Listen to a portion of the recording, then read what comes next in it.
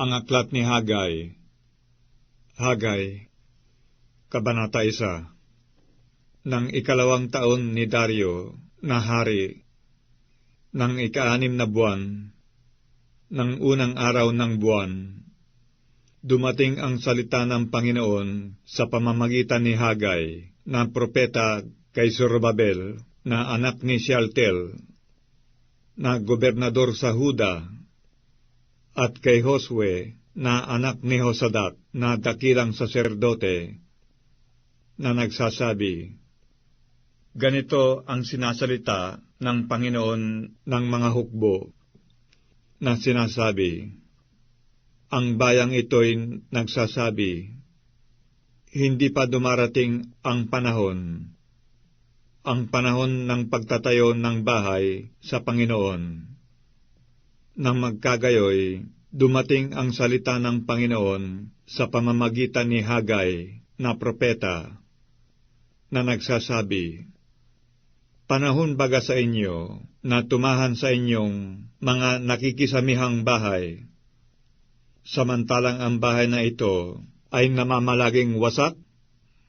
Ngayon nga'y, ganito ang sabi ng Panginoon ng mga hukbo, Gunitain ninyo ang inyong mga lakad. Kayo'y nangaghasik ng marami, at nagsisiani ng kaunti. Kayo'y nagsisikain, ngunit hindi kayo nagkaroon ng kahustuhan. Kayo'y nagsisiinom, ngunit hindi kayo nangapapatirang uhaw. Kayo'y nangananamit, ngunit walang mainit. At yaong kumikita ng mga pinag-arawan ay kumikita ng mga pinag-arawan upang ilagay sa supot na may mga butas. Ganito ang sabi ng Panginoon ng mga hukbo, Gunitain ninyo ang inyong mga lakad. Magsiahon kayo sa bundok at mangagdala ng kahoy at mangagtayo kayo ng bahay at aking kalulugdan at ako'y luluwalhati, sabi ng Panginoon. Kayo'y nangaghintay ng marami, at narito, ang dumating ay kaunti, at nang inyong dalhin sa bahay, aking hinipan. Bakit? Sabi ng Panginoon ng mga hukbo, dahil sa aking bahay ay nahahandusay na wasak, samantalang tumatakbo bawat isa sa inyo sa kani-kanyang sariling bahay. Kaya't dahil sa inyo, pinipigil ng langit ang hamog, at ipinagkakait ng lupa ang kanyang bunga, at ako'y nagpasapit ng pagkatuyo sa lupa, at sa mga bundok, at sa trigo, at sa alak, at sa langis, at sa sumisibol sa lupa, at sa mga tao, at sa baka, at sa lahat ng pinagpagalan ng mga kamay.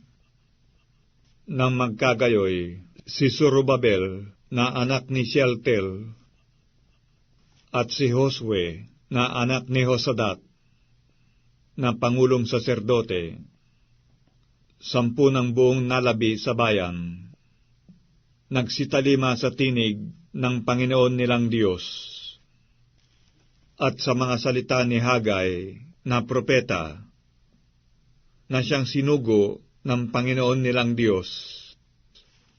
At ang bayan ay natakot sa harap ng Panginoon. Nang magkagayoy, nagsalita si Hagay, na sugo ng Panginoon, ayon sa pagsugo ng Panginoon sa bayan, na nagsasabi, Ako'y sumainyo, sabi ng Panginoon. At kinilos ng Panginoon ang kalooban ni Zorobabel, na anak ni Shealtiel, na gobernador sa Huda, at ang kalooban ni Josue, na anak ni Josadak, na pangulong saserdote, at ang kalooban ng buong nalabi sa bayan. At sila'y nagsiparoon at nagsigawa sa bahay ng Panginoon ng mga hukbo na kanilang Diyos ng 24 na araw ng buwan, ng buwang 6 ng 2 taon ni Dario na hari.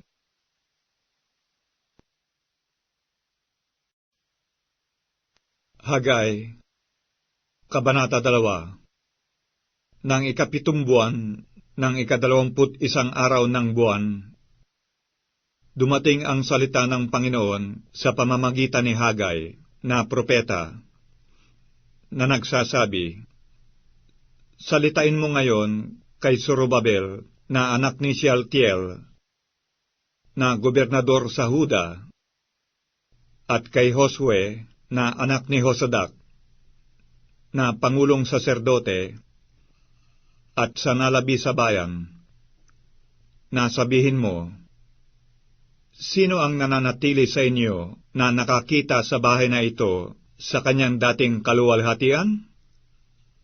At paanong nakikita ninyo ngayon? Hindi baga sa inyo mga mata ay parang wala? Gayunmay, magpakalakas ka ngayon, O Zorobabel, sabi ng Panginoon, at magpakalakas ka, O Josue, na anak ni Josadak, na pangulong saserdote, at magpakalakas kayo, kayong buong bayan sa lupain, sabi ng Panginoon, at kayo'y magsigawa, sapagkat ako'y sumasa inyo, sabi ng Panginoon ng mga hukbo, ayon sa salita na aking itinipan sa inyo, nang kayo'y magsilabas sa Ehipto, at ang aking espiritu ay nanahan sa inyo. Huwag kayong mga takot, sapagkat ganito ang sabi ng Panginoon ng mga hukbo, minsan na lamang, sandaling panahon, at aking uugain ang langit, at ang lupa, at ang dagat, at ang tuyong lupa, at aking uugain ang lahat na bansa, at darating ang mga bagay na nais ng lahat na bansa, at aking pupunuin ang bahay na ito ng kaluwalhatian, sabi ng Panginoon ng mga hukbo. Ang pilak ay akin, at ang ginto ay akin, sabi ng Panginoon ng mga hukbo. Ang huling kaluwalhatian ng bahay na ito ay magiging lalong dakila kaysa dati, sabi ng Panginoon ng mga hukbo. At sa dakong ito ay magbibigay ako ng kapayapaan, sabi ng Panginoon ng mga hukbo. Nang 24 ng 9 na buwan, ng 2 taon ni Dario, dumating ang salita ng Panginoon sa pamamagitan ni Hagay na propeta, na nagsasabi, Ganito ang sabi ng Panginoon ng mga hukbo, Mangagtanong kayo ngayon sa mga saserdote ng tungkol sa kautusan, na mangagsabi, kung ang isang tao ay may dala sa kanyang kandungan na banal na karne, at magsagi ng kanyang laylayan ang tinapay, o ulam, o alak, o langis, o anumang pagkain, magiging banal pa baga? At ang mga saserdote ay nagsisagot at nangagsabi, Hindi. Nang magkagayoy, sinabi ni Hagay, kung ang sinumang marumi dahil sa bangkay ay masagi ang anuman sa mga ito, magiging marumi baga? At ang mga saserdote ay nagsisagot at nangagsabi, magiging marumi. Nang magkagayoy, sumagot si Hagay at nagsabi, "Gayon nga ang bayang ito, at gayon ang bansang ito sa harap ko," sabi ng Panginoon.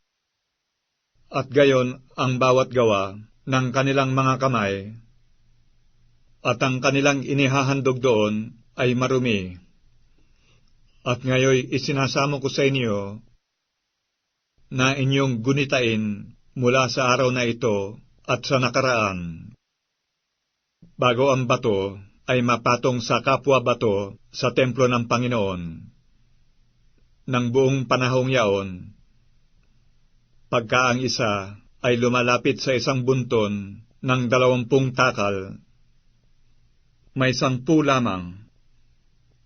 Pagka ang isa ay lumalapit sa pigaan ng alak upang kumuha ng 50 sisidlan, may 20 lamang. Sinalot ko kayo ng pagkalanta at ng amag at ng graniso sa lahat ng gawa ng inyong mga kamay. Gayunmay, hindi kayo nanumbalik sa akin," sabi ng Panginoon. "Isinasamo ko nga sa inyo na kayo'y magdili-dili mula sa araw na ito at sa nakaraan. Mula ng 24 na araw ng 9 na buwan, mula ng araw na ang tatagambaon ng templo ng Panginoon ay ilagay. Gunitain ninyo. May binhi pa baga sa kamalig? Oo. Ang puno ng ubas, at ang puno ng igos, at ang granada, at ang puno ng ulibo ay hindi nagbunga. Mula sa araw na ito ay pagpapalain ko kayo." At ang salita ng Panginoon ay dumating na ikalawa kay Hagay ng 24 na araw ng buwan, na nagsasabi, "Salitain mo kay Zorobabel na gobernador sa Huda, na iyong sabihin, aking uugain ang langit at ang lupa, at aking guguluhin ang luklukan ng mga kaharian, at aking gigibain ang lakas ng mga kaharian ng mga bansa, at aking guguluhin ang mga karo, at yaong nagsisisakay sa mga yaon, at ang mga kabayo, at ang mga sakay ng mga yaon ay mga huhulog, ang bawat isay sa pamamagitan ng tabak ng kanyang kapatid. Sa araw na yaon, sabi ng Panginoon ng mga hukbo, kita'y kukunin, O Zorobabel, na aking lingkod, na anak ni Shealtiel, sabi ng Panginoon, at gagawin kitang pinakapanatak, sapagkat pinili kita, sabi ng Panginoon ng mga hukbo.